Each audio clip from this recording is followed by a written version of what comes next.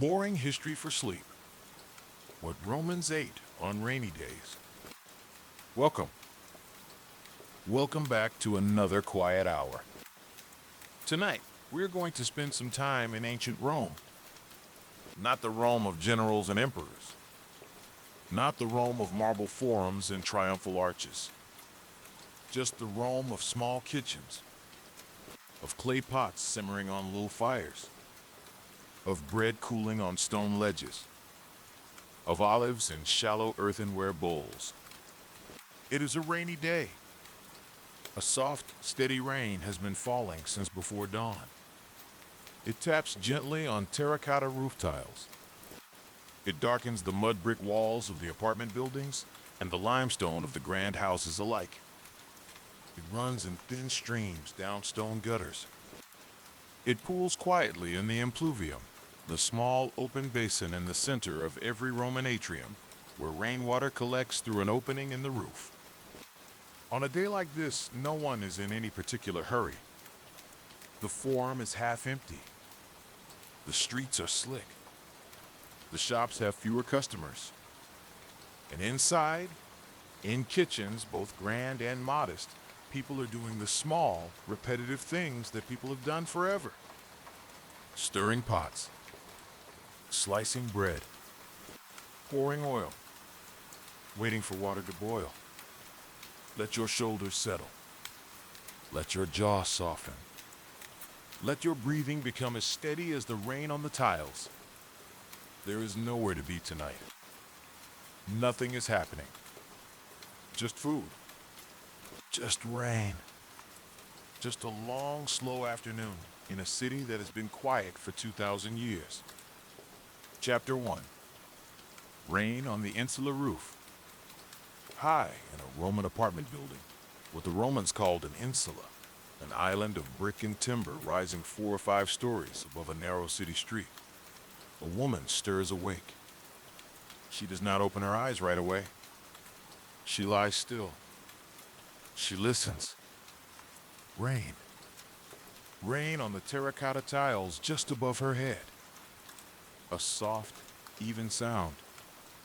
The kind of rain that has settled in for the day. The kind of rain that asks nothing of anyone. The room is small.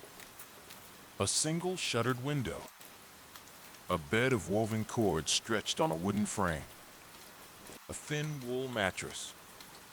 A low chest where the family keeps its tunics. A clay lamp, cold now, on a wooden shelf. She sits up. Slowly. The floorboards are cool beneath her feet. Her husband is already gone, down the wooden stairs perhaps, to fetch water from the public fountain at the corner. Her son is still asleep on a small mat in the corner. She does not wake him.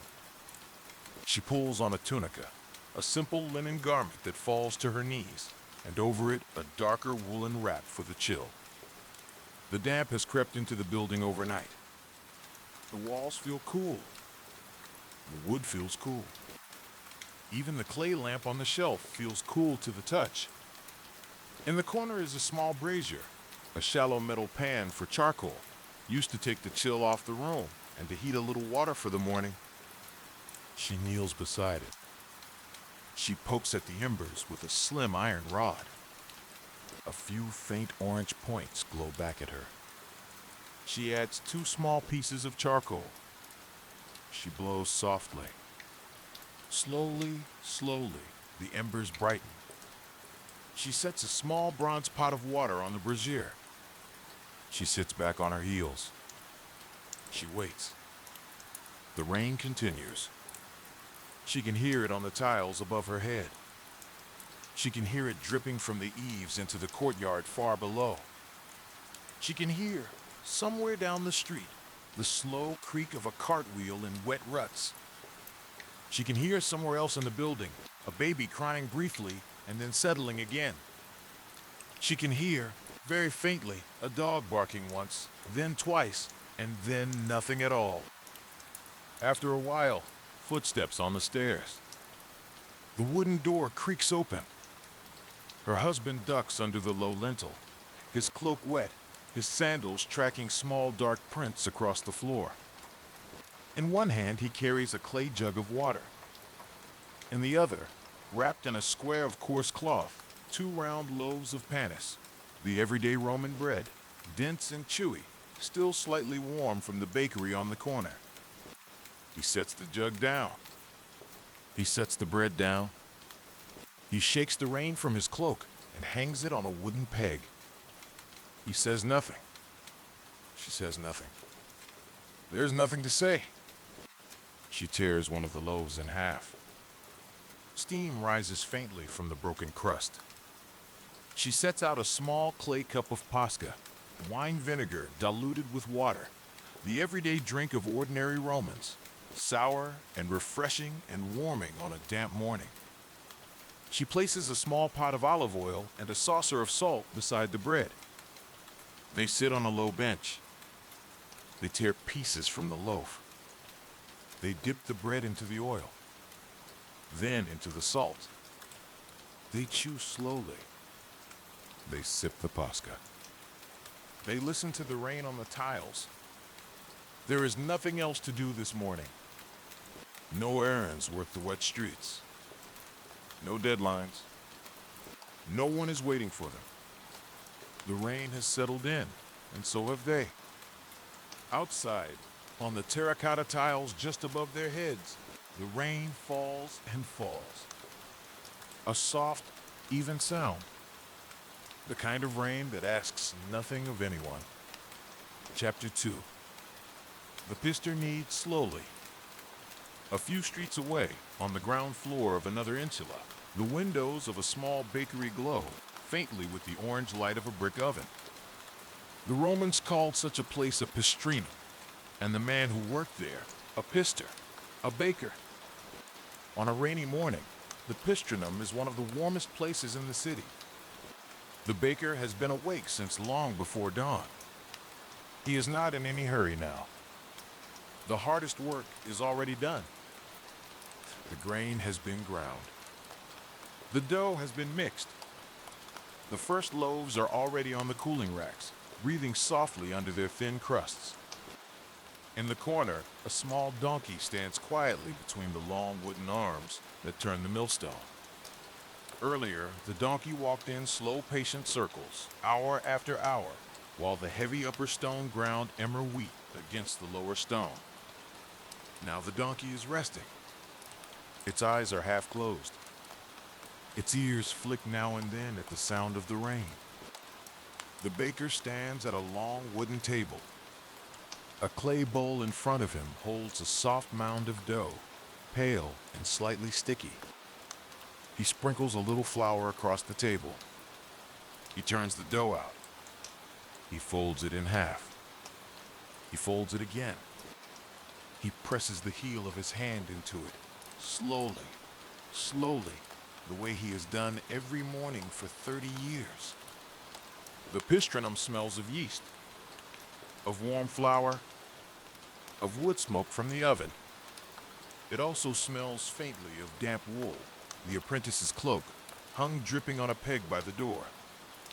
And it smells of the rain itself, that particular smell of wet stone and wet plaster that drifts in whenever the door opens. The apprentice, a boy of perhaps 14, is sweeping the corner where flour has gathered. He sweeps slowly. There is no reason to hurry. The customers will not come in waves today. They will come 1 or 2 at a time in damp cloaks, asking for 1 loaf or 2 or 3. They will pay in small bronze coins. They will tuck the bread under their cloaks and go back out into the rain. The baker shapes the dough into round loaves. He scores the top of each one with a quick cross from a thin iron blade, the cross that lets the loaf split neatly into 4 wedges when it is broken at the table. He sets the loaves on a long wooden paddle. He opens the small iron door of the oven. A breath of dry, hot air. The brick walls of the oven glow a soft, deep orange. He slides the loaves in, one by one, with a practiced flick of the paddle. He closes the door. He sets the paddle against the wall. He wipes his hands on his apron. A customer comes in, an elderly woman in a soaked palla, her shawl heavy with rain, carrying a small basket. She does not say much. She points to 2 loaves on the cooling rack. The baker wraps them in a square of coarse cloth. She places 3 small coins on the counter. She nods. She leaves. The door creaks closed behind her. The baker turns back to his table. He has another bowl of dough waiting. He sprinkles a little flour. He turns it out. He folds it in half. He folds it again. The rain falls on the tiles above the pistrinum. The donkey rests. The apprentice sweeps. The oven hums softly. Outside, water runs in thin streams along the edges of the street. Inside, bread cools slowly on a stone ledge. The day is in no hurry to begin, and the baker is in no hurry to make it begin. Chapter 3. Puls in the Earthenware Pot. In another modest house on a small back street, the day's main meal is starting to take shape. It is, as it has been for hundreds of years, a pot of Puls. Puls is one of the oldest foods of Italy. Long before the Romans had bread on every table, they had Puls, a thick porridge of grain and water, cooked slowly over a low fire, eaten from clay bowls with wooden spoons. Some scholars say the Romans were pulse eaters before they were ever bread eaters. Even now, in the time of emperors, in the time of paved roads and aqueducts, Puls is still on most tables most days. The mother of this household kneels by the focus, the small hearth that sits, in modest homes, in the corner of a single multi-purpose room. The focus is a low platform of stone, blackened by years of fires, with a shallow recess in the middle for the embers. A few iron rods support a round earthenware pot above the heat. She lifts the lid. Steam rises. Inside, water has just begun to come up to a soft murmur. Not yet a boil, just a quiet movement, a few small bubbles drifting to the surface. She measures out the grain. Today she is using emmer, an old variety of wheat the Romans called far. The grains are pale and slightly nutty, smaller than modern wheat. She pours them in a slow, steady stream into the pot. She adds a pinch of salt from a small bowl. She begins to stir, slowly, with a long wooden spoon, worn smooth by years of stirring. This is most of what cooking Puls is. Stirring, waiting, stirring again. The grain swells. The water thickens. The porridge slowly takes on the color of pale honey. The room is warm. The walls are mud brick, plastered, painted long ago in a soft red that has faded toward dusty rose. A few wooden shelves hold the family's clay dishes. A loom stands against one wall, half strung, a length of undyed wool stretched between its beams. 2 children sit on the floor near the hearth. They're playing a quiet game with small clay knucklebones, the Roman version of a game that has been played by children for thousands of years. They take turns tossing the bones, picking them up, tossing them again. They're not arguing. They're not laughing. They are simply absorbed, the way children become absorbed when there is nowhere else to be and nothing else to do. The mother stirs. The Puls thickens. She tastes it from the wooden spoon. She nods. She reaches up to a small clay jar on the shelf and takes out a thin slice of lardum, cured pork fat, salt-cured and faintly smoky, a staple of Roman kitchens. She drops it into the pot. She stirs it through. The fat melts slowly, glistening on the surface. She also crumbles in a small piece of hard cheese, pecorino, made from sheep's milk, the kind of cheese the Romans simply called caseus. The cheese softens, then melts into pale streaks through the porridge. The smell deepens. Salt, fat, grain, smoke. The smell of an ordinary meal in an ordinary house on an ordinary rainy day in Rome. She sets out 4 shallow clay bowls on a low wooden table. She ladles Puls into each one. 3 small portions for the children and the husband, 1 slightly smaller for herself. She tears pieces from a loaf of yesterday's bread and places one beside each bowl. She fills 4 small clay cups with watered wine. The cups so simple, they are almost ungainly, fired in a small kiln just outside the city gates. The family gathers. They sit on low stools. They do not say much.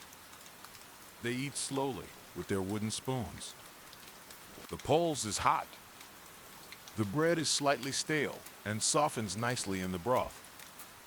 The wine is thin and sour and warming. Outside, the rain falls.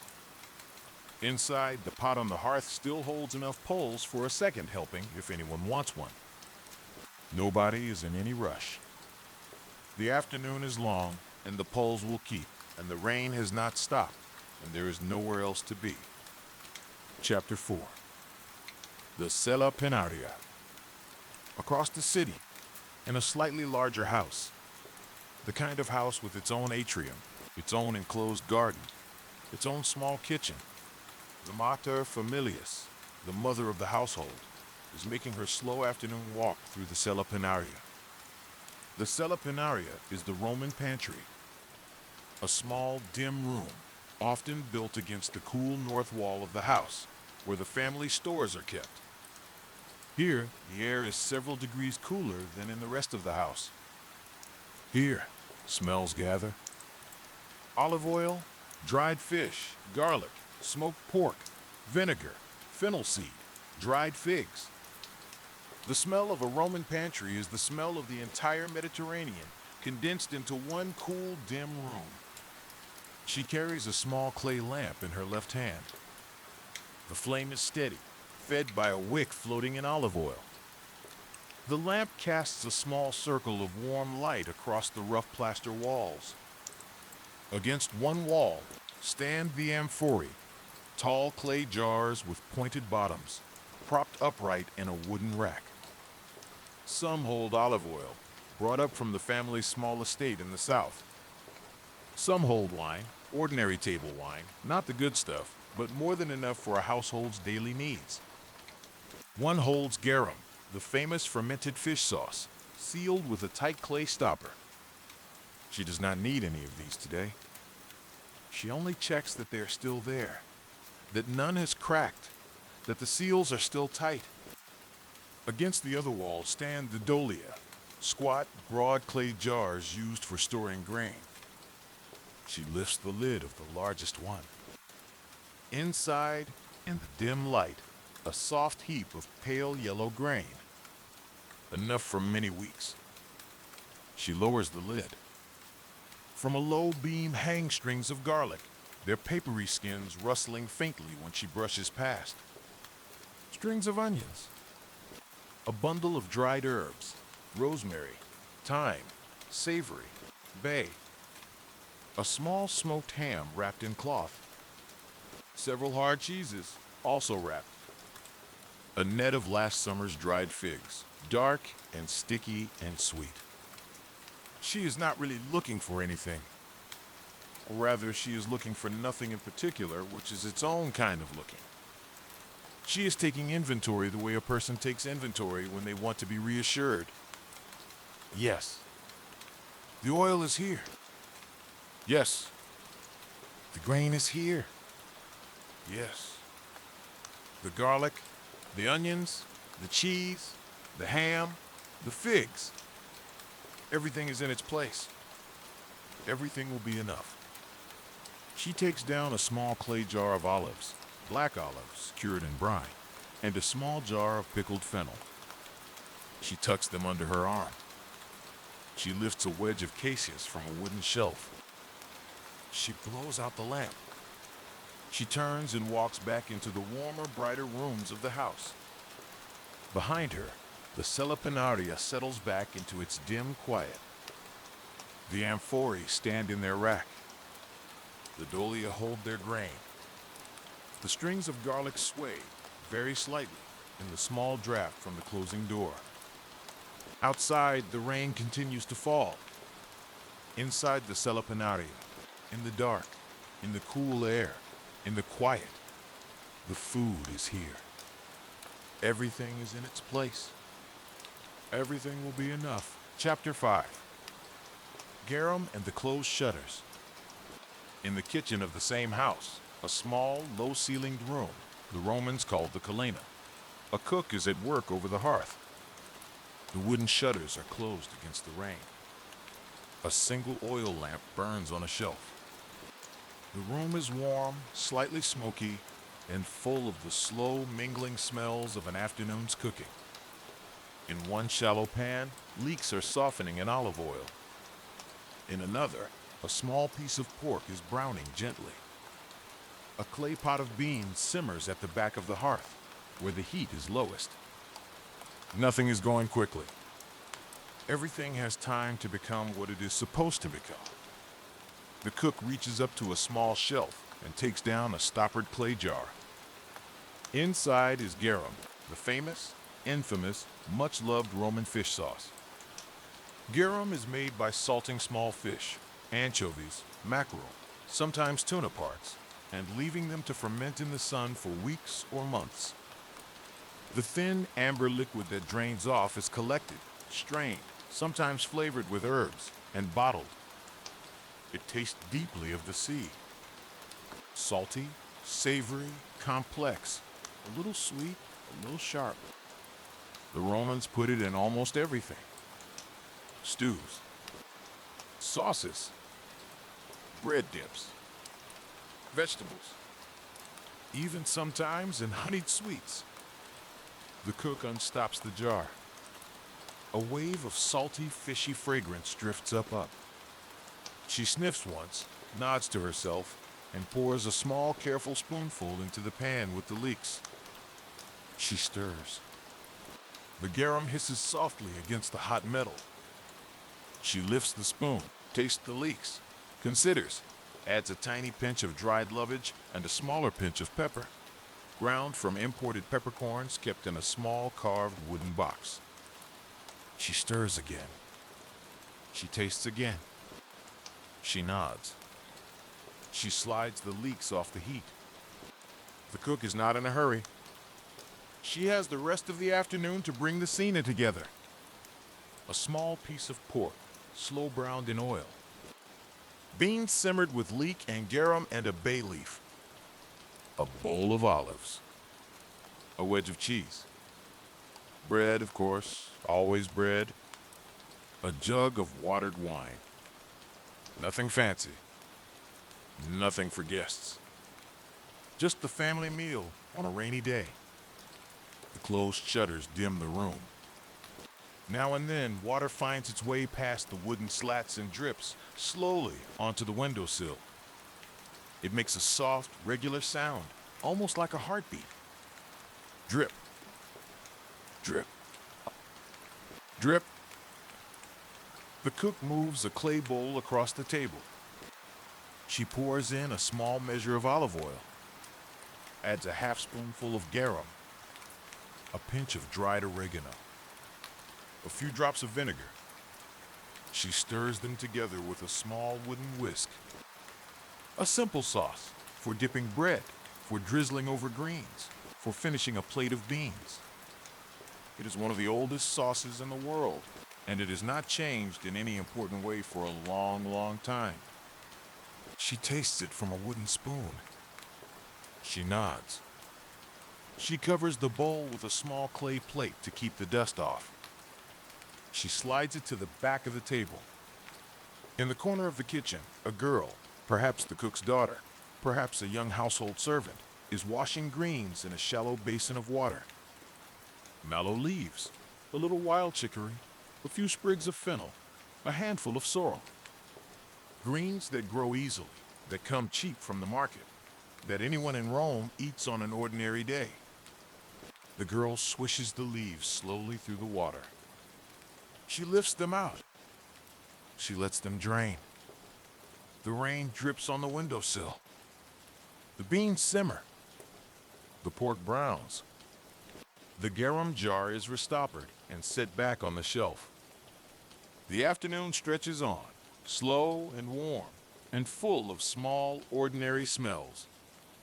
Outside, somewhere in the city, a cartwheel creaks through wet ruts. Inside the Kalena, behind the closed shutters, the food is becoming what it is supposed to become. Slowly. Slowly.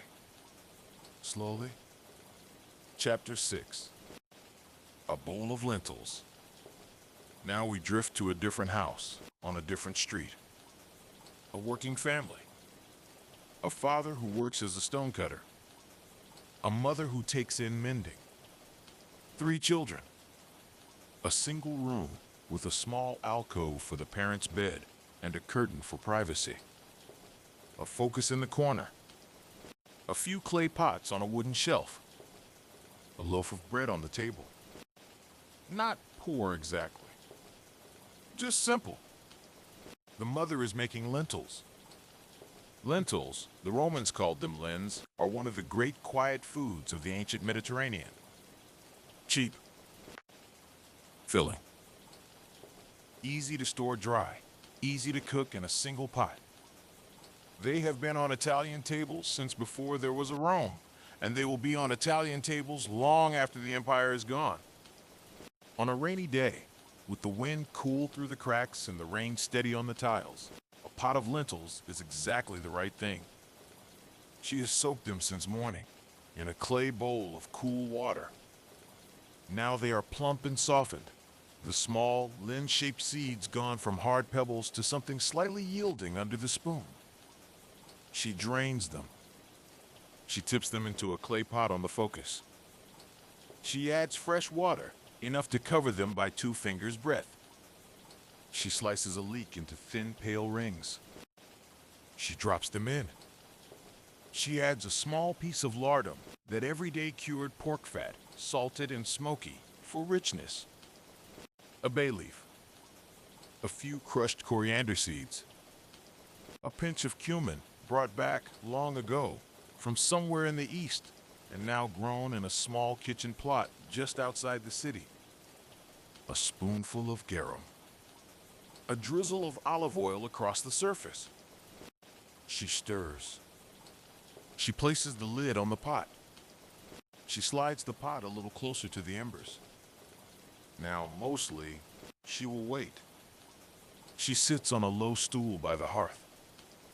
Her oldest daughter is sitting nearby, mending a torn sleeve with a bone needle and dark thread. The needle dips in and out. The thread tightens. The room is dim, lit by the focus and a single oil lamp, and warm enough that no one minds the rain outside. The smell of the lentils begins to fill the room.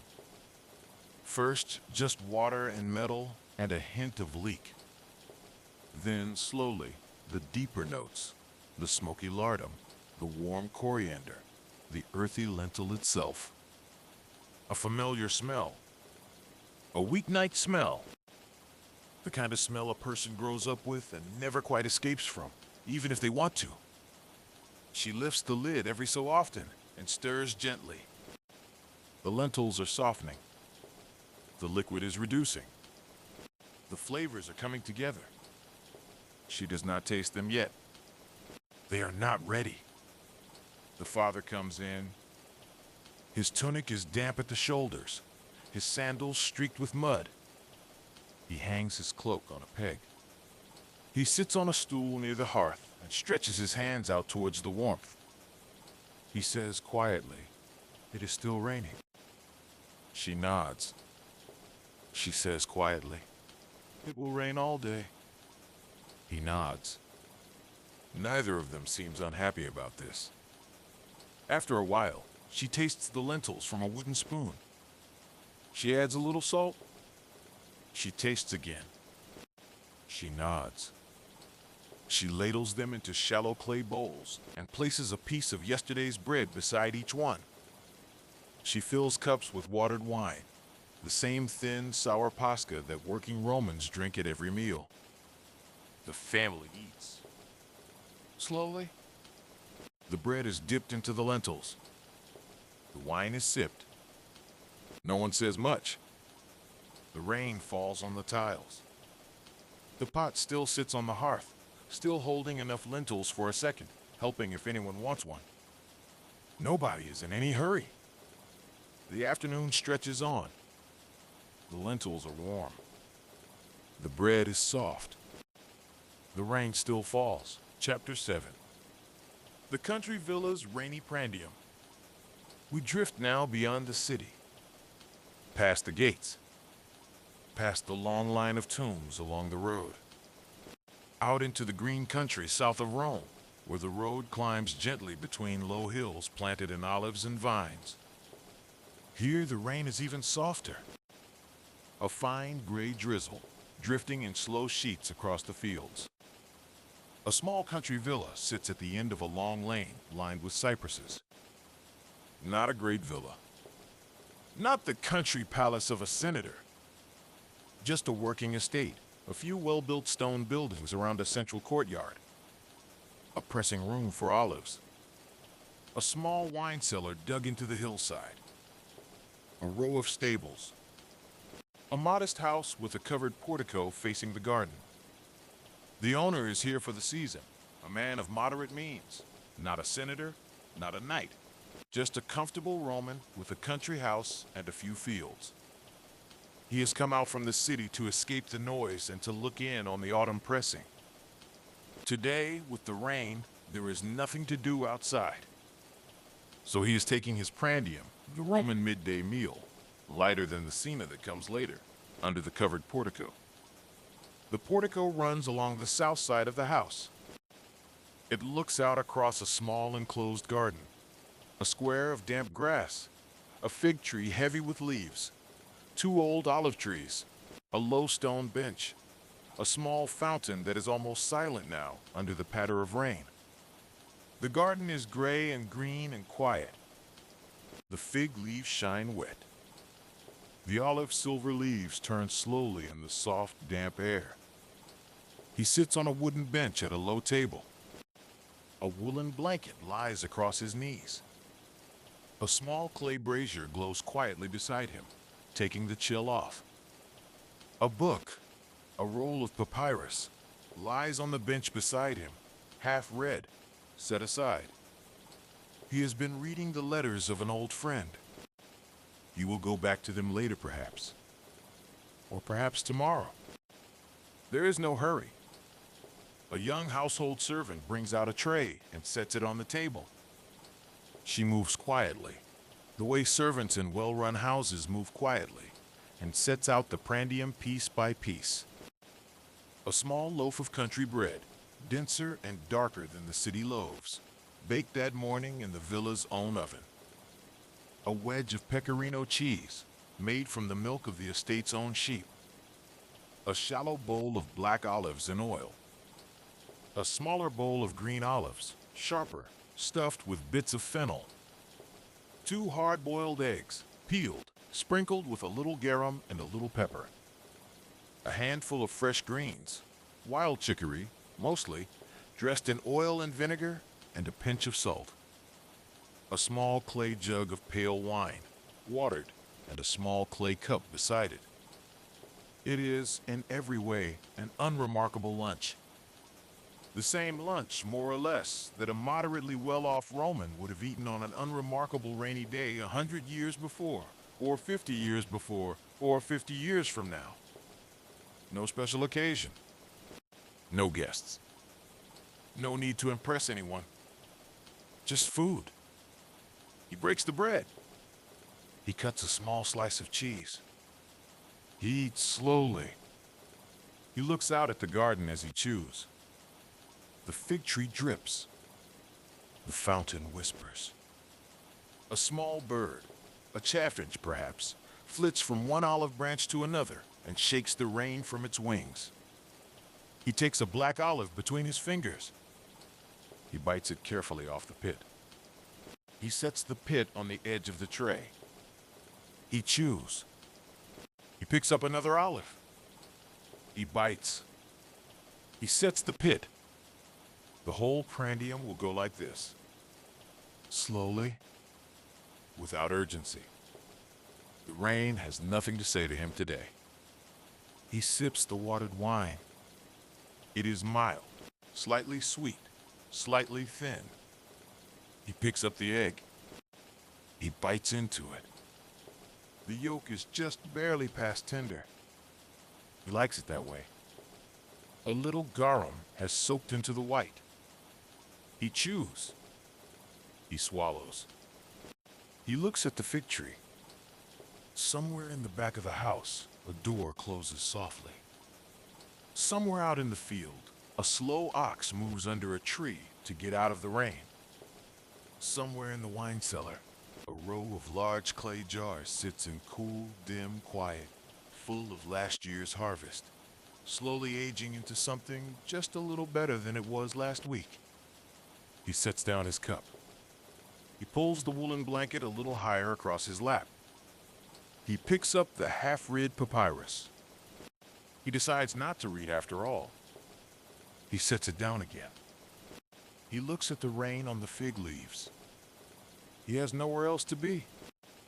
The country Prandium is very nearly the most contented thing in the world, and the man on the bench is, for this one, slow rainy hour, contented. Chapter 8. The Thermopolium stays open. Back in the city, on the corner of two narrow streets, a small hot food shop is open for business. Or, more accurately, it is open. Whether there is much business is another question. The Romans called such a place a Thermopolium, literally, a place that sells hot things. A simple stone counter opens directly onto the street. The counter is built in an L shape, with several large round openings cut into the top. Set into each opening is a clay dolium, a deep, broad jar, sunk to its rim in the marble. Inside the jars are the day's offerings, kept warm by the heat of the kitchen behind. In one jar, a thick lentil stew, much like the one we visited a little earlier. In another, a pot of stewed chickpeas, scissor, with onion and a pinch of cumin. In another, small barley dumplings in broth. In another, dark olives in brine. A small dish of cured sausage, salty azisha, sliced thin. A flat round of cheese under a damp cloth. A wooden tray of bread cut into squares. Behind the counter, a row of clay cups for pasca, and a smaller row for plain wine. The proprietor is a thick-set man in a stained linen apron. He is leaning his elbows on the counter, looking out at the rain. Business has been slow all day. He does not seem upset about it. A slow day is a slow day. The food will keep. The wine will keep. Tomorrow may be busier, or it may not. The shop's interior is small and warm. A short hallway leads back to a tiny kitchen. A handful of tall stools sit against the inside wall. A faded fresco on the back wall shows a vine, a few leaves, a couple of birds, painted long ago by someone who was paid in food and wine. The plaster has darkened over the years from smoke and steam. A customer steps in from the rain. A laborer in a wet tunic, his cloak shedding water onto the stone floor. He nods to the proprietor. He points at the lentil stew. He puts 2 small bronze coins on the counter. The proprietor scoops a generous ladle of lentils into a shallow clay bowl. He adds a piece of bread on the side. He fills a cup with pasca and slides it across. The laborer settles onto a stool near the wall. He hunches over the bowl. He eats with a wooden spoon, in slow, even mouthfuls. The 2 men do not speak. They have perhaps seen each other 100 times. Or perhaps they have never met before. It does not really matter. The shop is the kind of place where people eat in silence, and that is perfectly acceptable. The proprietor wipes the counter with a damp cloth Slow circles. First around one dolium, then the next, then the next. The marble shines, dulls, shines again. Steam rises from the openings of the warm jars in faint, slow curls. A second customer comes in. A young woman, soaked, her shawl over her head, holding a small clay pot. She is not eating in. She is taking food home. She holds out the pot. She points to the chickpea stew. The proprietor nods. He ladles the stew into her pot, careful, full to the rim. He covers it with a flat clay disc to keep the rain out. She places 3 coins on the counter. She tucks the pot under her shawl and steps back out into the rain. The laborer finishes his bowl. He wipes the last of the broth with a piece of bread. He drinks the rest of the pasca. He sets the cup down. He nods at the proprietor. He pulls his cloak back over his shoulders. He steps out into the rain. The door, such as it is, swings closed behind him. The proprietor leans his elbows on the counter again. He looks out at the rain. Steam rises from the dolia. The stews simmer very gently. The afternoon stretches on. The Thermopolium is in its small way exactly where it has always been. The rain falls on the cobblestones outside. The food keeps warm. Tomorrow will be its own day, or it will not. Chapter 9. Olives, cheese, and bread. The afternoon thins out toward evening. The light, which was already gray, becomes grayer still. The rain has not stopped, but it has slowed, gentled, become something almost like mist. Across the city, in dozens, in hundreds, in thousands of small kitchens, people are setting out a quiet between meal. Something light, something simple, something to bridge the long gap between the midday Prandium and the evening Cena. In one of these kitchens, a woman in a faded gray-green tunica is laying out the simplest of plates. Olives, cheese, bread. The eternal triangle of the Mediterranean table. She sets a shallow clay bowl of black olives in the center of a small wooden table. The olives are dark, glossy, faintly wrinkled, packed in their own oil with a few sprigs of dried fennel and a strip of orange peel. She picks one out, examines it, places it back. She wipes her fingers on a cloth at her belt. Beside the olives, she places a wedge of caseus, a hard sheep's milk cheese, pale yellow, slightly crumbly, sharp on the tongue. She does not slice it.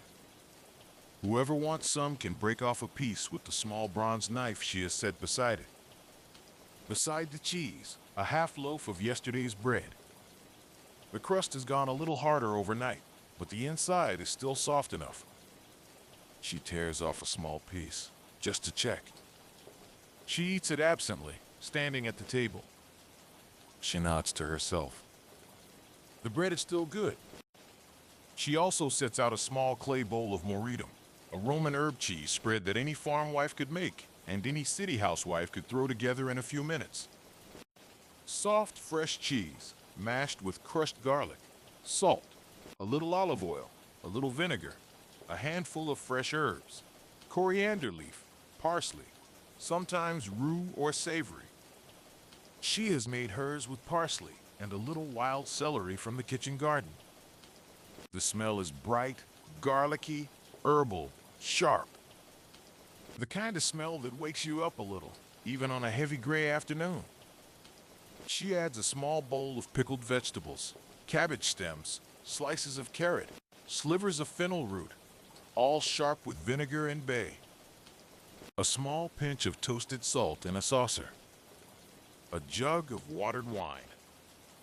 3 small clay cups. The plate is set. Her husband is sitting on a low stool near the open doorway, watching the rain run off the tiles into the small interior courtyard. Their daughter, 12 or 13 years old, is sitting on the floor with her back against a wall, working at a small loom set up between her knees. The shuttle moves slowly. The threads tighten. A pattern, a few inches wide, is slowly appearing. Undyed wool, a stripe of pale blue, a stripe of soft red. The mother calls them over. Not loudly. A few quiet words. The husband stretches as he stands. The daughter sets her loom carefully aside, weighting the threads with a small clay disc so the work does not loosen. They sit at the table. The husband tears a piece of bread. He swipes it through the moridum. He eats. He nods slightly. The daughter takes an olive. Then a piece of cheese. Then another olive. The mother sips a little watered wine. She does not eat much. She has been tasting things in the kitchen all day. They do not have a conversation exactly. The husband says something about the carpenter at the corner who has been promising to come fix the courtyard gate for 3 weeks now. The mother says, mildly, that he will come when he comes. The daughter, mouthful of cheese, says nothing. They listen to the rain in the courtyard. The water makes a soft, busy sound on the impluvium below. The plate empties slowly. The bread half-loaf becomes a quarter loaf, then a few crusts. The olives go down to a little oil at the bottom of the bowl. The wedge of cheese loses one corner, then another. The moridum is mostly gone, scraped clean with bread. The pickled vegetables are mostly gone. After a while, no one is reaching for anything. The daughter wanders back to her loom. The husband goes back to his stool by the doorway. The mother gathers the bowls and carries them slowly to a small basin in the corner. She wipes the wooden table with a damp cloth. She sets the breadboard back on its shelf. She wipes her hands on the cloth at her belt. Outside, the gentle rain continues. Inside, the small table is clean again. The kitchen is quiet. Soon she will start thinking about the Cena. But not yet. Not quite yet. For now, just the rain on the tiles. Just the soft sound of water in the impluvium. Just the hush of an unhurried Roman afternoon. Chapter 10. The Cena continues into evening. The light fades. The rain has not quite stopped, but it has thinned, become a soft, patient, almost mist. Across Rome, oil lamps are being lit.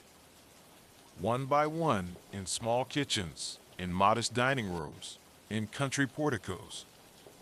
Small flames floating in pools of olive oil, casting small pools of warm yellow light against the gathering gray. The Cena, the main meal of the Roman day, is starting. In our family's modest house, the same house we visited a little while ago, with the woman in the gray-green tunica, the husband at the doorway, the daughter at the loom, the table has been set again. A simple Cena. No guests. Just the 3 of them. A clay pot of bean stew, from beans soaked since yesterday and simmered all afternoon, with leek and garum and a little cumin. A plate of small grilled fish. Sardines, 3 each, brought up from the river market that morning. A bowl of greens, dressed in oil and vinegar. Bread. The last of the cheese. A jug of wine, watered. The lamp is lit. Its small flame leans, steadies, leans again. The corners of the room go dim. The center of the table glows. They sit. They eat slowly. And as they eat, in the great quiet of evening, we can drift one last time through the rest of the city. Across town, the baker, the Pistor, is putting away the last of the day's loaves. The donkey has been led to its small stall in the back. The apprentice has hung up his apron. The oven has cooled to a warm hum. A few last loaves sit on the cooling rack, pale brown, slightly steaming, ready for tomorrow. The baker closes the shutters. He picks up his own dinner, a loaf, a little cheese, a few olives, and turns toward home. In the Cella Penaria, the long, dim pantry of the slightly larger house, everything is still in its place. The amphorae of oil and wine and garum stand in their wooden rack. The dolia of grain rest under their wooden lids. The strings of garlic and onions hang from the beam. The smoked ham sleeps in its cloth. The figs, dark and sticky, wait in their net. No one is in there now. Just the dim cool, just the faint smell of everything, just the quiet that all pantries share. In the same house, the Cena is being served in the triclinium, the dining room with 3 couches arranged around a low square table. The family reclines on the couches in the old Roman way, leaning on the left elbow, eating with the right hand. The dishes come in slowly. A simple dish of leeks, browned in oil and finished with garum. A small piece of the slow-roasted pork. The bean stew. The greens. Bread. Watered wine. No banquet tonight. Just dinner. In the working family's single room, where lentils were made earlier, the lentils, in fact, are still on the table. Tonight, the Cena is the lentils, again, with a little more bread, a small dish of pickled fennel, a piece of cheese saved from earlier, and the same pasca. The father eats without saying much. The mother breaks bread for the smaller children. The oldest daughter stretches her arms above her head and sighs at the ceiling. They are tired in the gentle, easy way that people are tired on rainy days, when nothing was hard but everything was slow. Out in the country, on the covered portico of the small villa, the man with the woolen blanket has now been brought his Cena. A different table than at midday, set with more lamps. A small dish of olives. A bowl of bean and barley soup. A piece of roast hare from yesterday's hunt, sliced thin. Cheese. Bread. A cup of decent wine, properly watered. He eats slowly. The garden has gone fully gray now. The fig tree is just an outline. The 2 olive trees are smudges in the dim. Somewhere, an owl. At the corner, Thermopolium. The proprietor is wiping his counter for the last time. The lentils are nearly gone. The chickpeas are nearly gone. What is left, he will eat with his wife in the small room behind the shop. He pulls a wooden shutter across the open counter. He latches it. He blows out the front lamp. He turns toward the back. A second lamp in the back room glows quietly. A small pot, his own, sits at the back of his own small focus. In the Insula, high above the narrow street, the woman who woke up to the rain on the tiles is also sitting down to her Cena. Lentils, bought already cooked from the Thermopolium downstairs, in a small clay pot, paid for with 2 small coins, her husband counted out earlier. Bread. A little cheese. Pasca. Their son, awake now, dips his bread into the lentils with great seriousness. They eat by the light of the small clay lamp on the shelf. The room is small and warm and quiet. Above them, on the terracotta tiles, the soft, soft hush of the last of the rain. All across Rome, the Cena draws toward its quiet end. Bowls are gathered. Cups are set down. Fires sink to embers. Lamps gutter. The streets are wet and still. Nothing more needs to happen tonight. A gentle outro. The rain, which has been with us all day, is fading now. The last drips fall from the eaves into the impluvium, into the courtyard, into the gutter, into the dark street. A soft hush settles over the city. The Pistrinum is closed. The Thermopolium is closed. The Cella Penaria is closed. The country portico is dark. The triclinium is dim. The Insula is quiet. All across Rome, oil lamps are guttering one by one, leaving small curls of smoke and the soft smell of olive oil hanging in the air.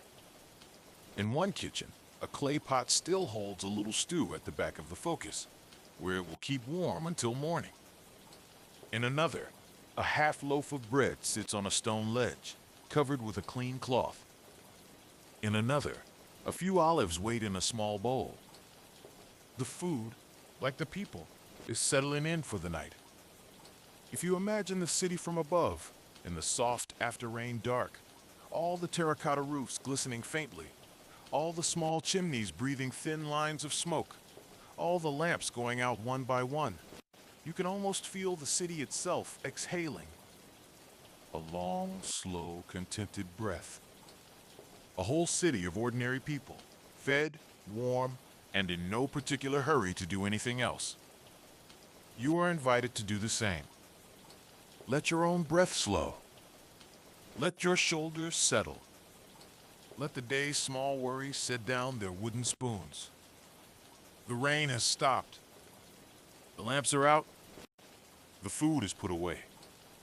There is nothing more to do tonight. 2,000 years ago, in a city of brick and tile and stone, a great many ordinary people closed their eyes and slept, while a soft rain trailed off into nothing above them. Tonight, you can join them. Sleep well.